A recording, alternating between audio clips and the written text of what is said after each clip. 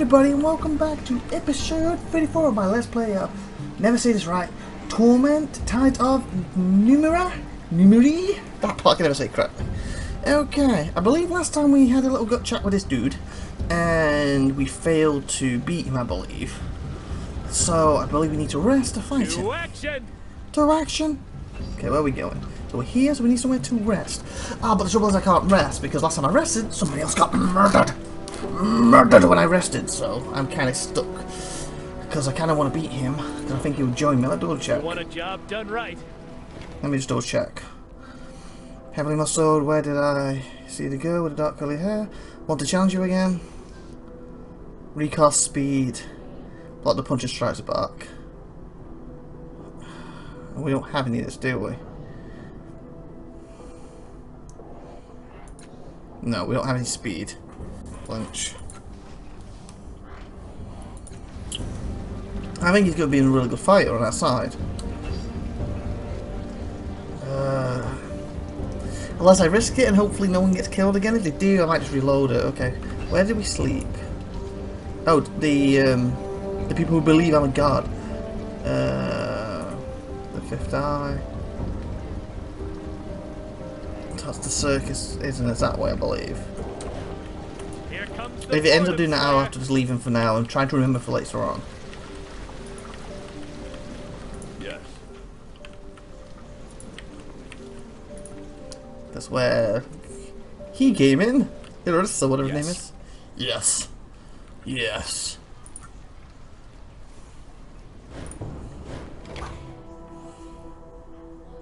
Okay. Come on, loady, loady, loady, loady, loady. Come on, load. Okay. Yes. Yes. Yes. Let's see if this works. I just don't want another murder. Because the fact I haven't gone to him yet, I'm hoping no more murders happen. We went to sleep. Or have you come to a light end? Have no more questions? Do you have any supplies? I want to join your group. You can repair the chamber. I would like to sleep here. Your breath catches us in her throat. Of course, Holy One. You may stay with us as long as you like. Please don't say any more murders. Okay, everything healed up. Messenger. Footsteps of Fulton's messenger draw you from your sleep. Clothes are disheveled as though she shoved from a comfortable bed, looking at you. There has been another murder. A couple of our boys spotted the killer, but she got away and fled. She rubs her eyes. The big man wants to see you. So every time you sleep, someone else is murdered. Apparently. Great. It's a plan. I just see if they could beat this guy. But it seems like I need to reload and just not sleep until this caught this murder, apparently. That sucks. I just want to see if this works.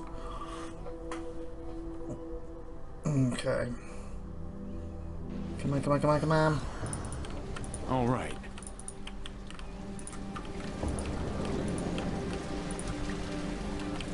I'm ready.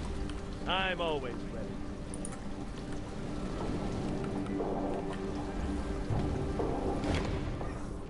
Okay. Challenge you. Retry. 9%. So I can do it. You bat his first aside and aim yours at his nose. He lowers his head, dashing your knuckles off his forehead. I underestimated you, he says. An odd light in his eyes. That won't happen again. Tell me when you're ready for the next round. Seriously. Where did you see her go? I'm ready for the next part of your test. So am I, here says, nodding gravely. But prepare yourself, I will not hold back this time. He launches two-handed blow at your face. Quick finger power aim counterattack, you won't see it coming. Did it? Crud, I hit continue. What does he say? You lunge into the attack, driving your arms up between his fists and pushing him apart. One hand whips around the back of his neck and pulls him into range of your forehead. Crack! He stumbles back, smiling. You're ready. Well, have I passed your tests? You have, he says, but I will remind you one more time, this will be a fight to the death. He draws one foot back, setting his weight on it. His hands come up and draw apart like his fist.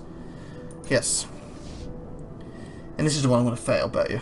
He regards you with a sincere eye of predator, chest raising and falling. A warm wind tumbles across the stones between you. He flows with it, spinning away from the ground. His foot slices towards your head in a blur. Time slows as if the universe is holding its breath. Quick fingers, smashing, hammer of the charging god, fist of last cast off. I don't know which is better.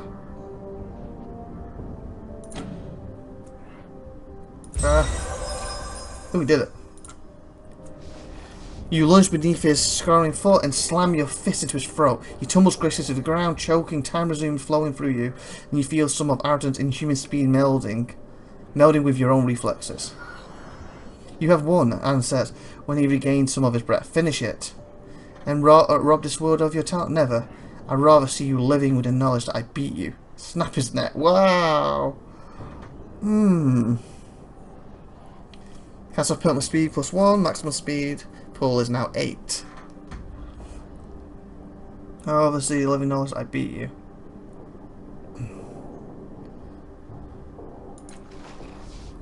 I accept your lesson even if I don't understand it, he says. I hope I never do. He staggers back up to his feet and resumes training. Silver Tide read a moderate amount. That was an interesting form of mercy. Can't say I disapproved though. That was kind of you, I think. Will you chat with me now? His eyes locked on the visible Emily before him. Where did you see the girl, Dark, again? Hiding in a fissure in one of the collapsed houses in this district. Okay. Yes. That's the girl we're looking for, isn't it? The one that's gone missing. These collapsed houses. Fizzer, why did he say hey? You want a job done right? What's this? Loot. I might continue viewing them murders, since I did beat him. Spat structure has been converted into cheap building. Okay. Fine. Okay. So it says in this district. I guess it's down here. Or is this the one we found before? Here comes the boredom slayer. The boredom slayer. Yes.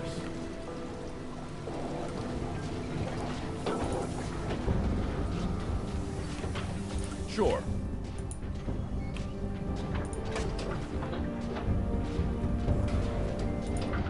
We've talked to these before. This little girl still sits outside the old house. She's still playing the flute. She smiles at you. No thank you. Let me ask you something. Alright, is this your house? Who lives here? Do you know who lived in the house next door? Farewell. Nim, maybe you. A little girl in a patched tunic kicks a pedal across, reciting a sing-song voice. Joy, joy, joy, sorrow, joy, sorrow, sorrow, joy, joy, joy. Hi, what are you playing? Rise a tiny amount. She stomps her heat. You ruined it. I was about to give 5 joys in her. She shrieks back and she realizes she just shouted at someone she doesn't know. My brother usually talked to all the strangers. Can I ask you some questions? That's fine. I'll talk to your brother. Ask you some questions. Nervous, she glances at the older brother nearby. I guess. Tell me about the game you're playing. What's your name? Is this your house? Can I ask you about your neighbours here? Tell me what you're playing. Apparently I've talked to her before that happened. She starts kicking the pebble again. First with her left foot, then with her little right foot. With her right. You have to kick the rock left, right without stopping. That's joy. If you kick it twice with the same foot, that's sorrow. 5 joys in a row means you win. 5 sorrows in a row, you lose. Is there any reason you use the word sorrow? I don't know. I just like it. Sorrow, sorrow, joy, joy, joy. What's your name? Is this your house? My name's Nimp, and this is my daddy's house. But he's not home right now. Only me and Zeb and Ava live here now. We're waiting for Daddy to come back. Tell me who lives in the house again. Tell me about Zaba. Zaba is my big brother. He takes care of us. He has a knife. Okay. Who lives in your house? Tell me about Zaba. Who's Ava? She's my sister. Who isn't my sister? She plays the flute. Where is your father? He's in the bloom, being a watchman. He's coming back any day now. Your father, can I ask you about your neighbours around here? Her eyes fill with tears. She looks down the road towards one of the fallen houses. My friend used to live over there, but her brother interrupts. It's okay, Nim. You don't have to talk about it. He gives you a quick shake of the head and carefully wipes his sister's eyes. Okay, you tell me then. The boy salutes you as you approach. Good to see you again, sir. How can I help you? Let's talk about your family again. Can you tell me anything else about the area? Hardly anybody comes through here anymore. It's nice and quiet, I guess. Better than the rest of Cliff's Edge. You useless. Let me ask you something. Do you know who lived in the house next door? A lady named whatever. She was a narrow sorceress, but a nice one. She let us look at all the things in her workshop. Well, almost everything. There was a room where she said she kept Ironwind. We weren't allowed in there. I think maybe something bad happened to her. One day she wasn't there anymore, and she didn't say farewell. What do you know about Ironwind? Just asked her and thought it was dangerous. We never saw it though. She shrugged. Maybe she was just pretending there was something bad in the room. I don't know. You said that a woman named there. She was a narrow sorceress or maybe a witch. I think she got into trouble. She went away one night and never came back. Also, a layer of dust cakes a sign which reads Scattering Wiser. By the bricks that are piled up, there are remains of collapsed building carefully.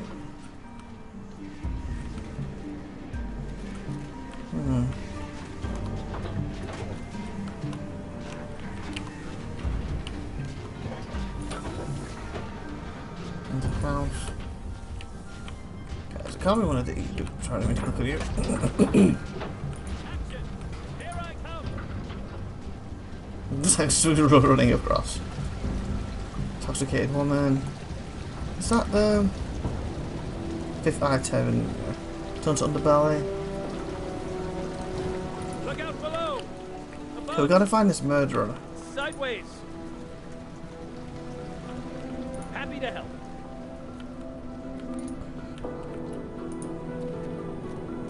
What? Everything about this slender young man, says Fog, from his scar-slashed eyebrow to the calloused hand hovering over his hip, where a dagger would hang, but he doesn't have one. Instead, flour cakes his hands and a single apron string hangs over his pocket. He is apparently a baker. Stand still, you shine, he says, and peers over your shoulder. You follow his gaze to an armoured soldier who is loitering in the public square. The levy's been following me for days. Can't even stop for... wow. He can go toilet without checking side to side. What's a levy? What's that? He sputters. You new in town? There's one right over there. No, don't look. He shoots another nervous look over his shoulder. They're the law, right? You must have seen them, always smiling, even if they're snapping the chains on. He swallows, but not this one. No, he follows me around from dawn to dark, staring at me, trying to trap me in alleys. I ain't done anything wrong. And it's worse than that, he says, wriggling his hand. That's my levy. What do you mean he's your levy? I'm a citizen, he says, as if this explains it. When it becomes clear it hasn't, he groans. Every levy is made from a citizen. He says, this one was made from me. Look, I can't explain why, but I know that one's mine. I feel it, right? And now it's coming for me. Look, he won't leave me alone, right? I gave a year of my life to make him, and I thought that was that. Now I catch him standing in the street aside the bakery, whispering to himself, playing with that carving of his. His teeth graze his lips as he leans closer. He even tried to talk to me. Levies aren't supposed to know who they came from, right? They aren't supposed to know who you are. He waves, gathering his courage. Could you talk to him, find out what he wants? Can't you talk to him yourself? Alright, I'll talk to you, Levy. He nods again towards the armoured man who's standing a distance away in the public square. He's the only levy in the district, so you can't miss him. Plus, he ain't smiled like all the others. And he's holding some charred wooden thing in his hand. I'll remember that. Understand why you think your levy wants to murder you? What is normal behaviour for a levy anyway? How did they create your levy? Okay, farewell. Tormented levy.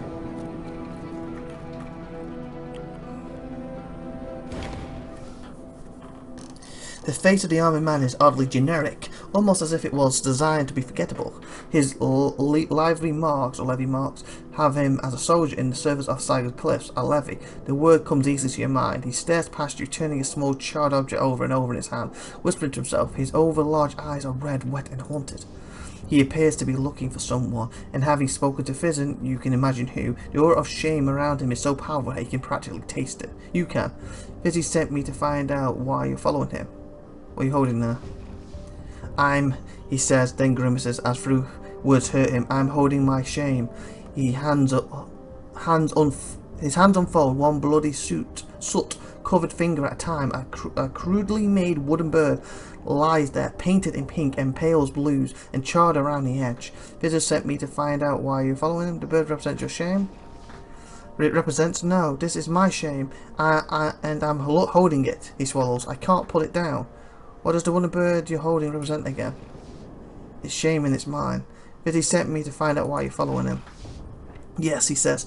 The despair melting away. In that moment, he looked like a child with a child's desperate hope. He knows too, doesn't he? He sees what he did, what we did. Okay. Tears leak from his eyes, trailing down into his mouth as he continues. When the machine ripped the ear from him to make me, I felt the choice unraveling before me. He hugs himself. I see them coming. None of it can be changed. Making a note. What? Tell him this for me. That Gorilla Mayor job did happen. The Gorilla Mayor job. A servant caught him, called the levies. They chased him, and he set a fire. He's an arsonist. He didn't cause all that damage down here, did he? His eyes squeezed shut. The fire spread through the neighbourhood. People were trapped. People screamed. His hands clenched over the charred toy bird in his palms with a soft crunch. That was a kid's toy. And they got burnt alive by him, by the sound of it. Please tell him I'm with him in the dark, hiding from the mob, sobbing. Tell him to give me a different year, a better one.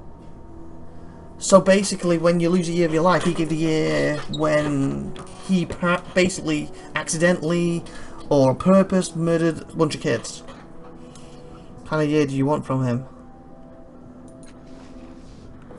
A year without the blackened door, he says earnestly, without the hand tangled in the grate, the weeping in the dark places. Silent tears stream down his face. He doesn't seem to be aware of them. Wails rising with the glowing ashes. My arm bound with ragged rope. Every time I'm there, in those last minutes, I try to apologize, but my mouth, his fingertips brush at his lips. My mouth is full of dirt and blood. So that's something else. Hold on, let me speak with him. Yes. And before we speak to him, we're going to do that next episode. So last round of good stuff, and tune next week. It's IVATOPIA. Bye for now, everyone. And let's find out what he has to say next time. Bye!